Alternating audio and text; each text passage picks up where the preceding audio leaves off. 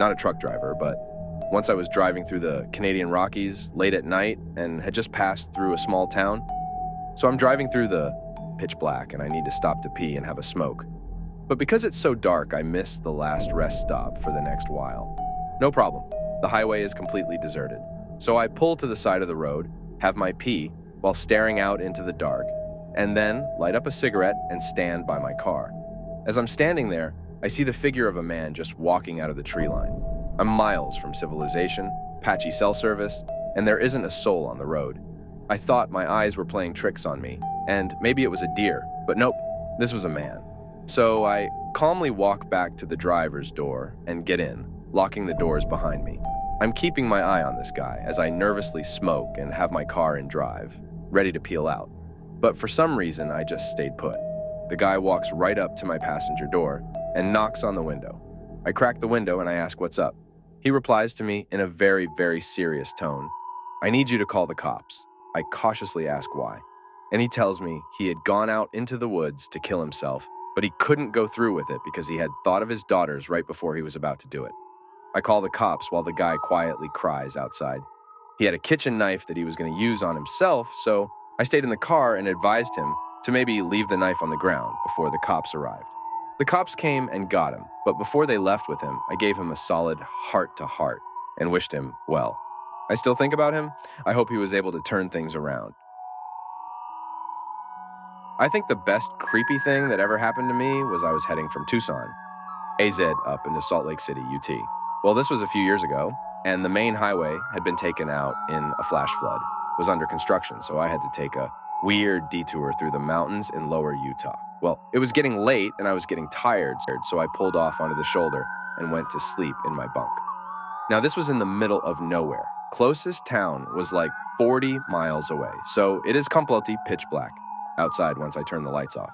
Anyway, around 4 a.m., I wake up because I'm hearing something messing with my truck, like playing with the air and power cables between my cab and the trailer, which is literally 6 inches from where my head is at, but on the outside of the cab. Then I feel something climb onto the landing that's on the back of my truck, and it shakes my whole truck. So I'm guessing something around 200 to 300 pounds was climbing around back there.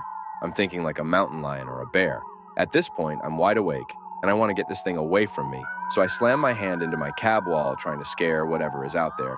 Slam, hard enough to really make it loud.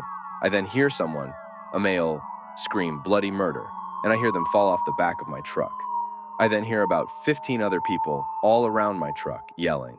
I climb up front, turn on my lights, and illuminate a squad of Army reserves doing their midnight ruck march and capture drills. Turns out, these guys were supposed to go find an abandoned truck and secure it for their midnight drills. That truck was 3 miles back down the road. They were not expecting me to be sleeping there and thought I was part of the drill. I'm ex-military, so after explaining I was not part of their test, and legit was just there out of coincidence, we laughed it off. They had to radio to their CO and tell him I was there and not have the other squads bother me. I used to deliver hotshot freight across the Great Plains, Minnesota area. One night around 2 a.m., I was hauling across North Dakota trying to reach Montana by morning. I was delivering a particularly valuable tractor part that a farm desperately needed for the following day. I began to notice some highway hypnosis sneaking up on me, but it didn't really bother me because I had been through it hundreds of times before. Anyone who has driven across North Dakota knows that it is incredibly flat, like really flat. There also tends to be very straight and long roads. It's somewhat easy to see things on the road that are far away, even at night. I noticed something long on the road, spanning my entire lane, approximately half a mile in front of me. I slowed down a little and prepared to move into the opposite lane, thinking it was some retread off a blown tire. As I got closer, I noticed it was 2 people, laying head to toe across the entire lane. I swerved into the other lane, successfully avoiding them, and came to an almost complete stop. But they didn't move, not an inch. I was just about to back up and check on them when I remembered a story that an old graybeard colleague of mine told me. He told me that in certain remote areas, people will lie down in the middle of the road and wait for a car or truck to stop and see what's going on. At that point, the road layers, along with whoever else is hiding in the nearby bushes, will beat the shit out of the driver and steal his vehicle. leaving him in the middle of nowhere. I decided not to back up, and when the two people in the road saw me put my truck back in gear and drive away, they both got up and walked toward the shoulder. I called the police and explained what happened, but we were so far away from civilization that I doubt anything came of it. Thanks to that old graybeard, I got to keep my truck, my job, and my teeth. I was driving through eastern Washington on some state roads. There were no rest stops or cities, but I had done the route enough to know there were these massive dirt areas every 40 miles where you could park safely away from the road. I decided to call it a night and close my blinds and laid down to watch something on my phone. After roughly an hour, I hear someone try to open the driver's side door. I haven't heard any vehicles on the road the whole time I'm parked, but I get up to peek out the curtains. As I'm looking out into the blackness of the driver's side window, I hear the passenger side door. I peek down from the top of the curtain, but can't see anything, so I start the truck and kick on the lights.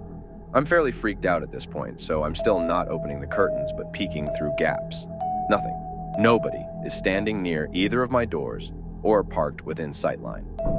I take a deep breath and close the sleeper curtains too, because for some reason, that's going to make things better, right? After laying back down and convincing myself that something blew against the truck and it only sounded like the doors, it was fairly windy outside and a lot of flat ground, I hear what sounds like someone trying to pry open the vents on the sleeper. The door handles start, clicking again, and the truck starts shifting like someone is climbing on it. I hit the little alarm button in the sleeper, hoping to spook them off, but it does nothing but add to the noise of door handles, fingers tapping on windows and chassis, and the hiss of air coming out of the suspension.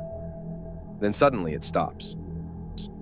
A few moments where I can only hear myself breathing and my heart pounding before I hear another truck approach and then drive by.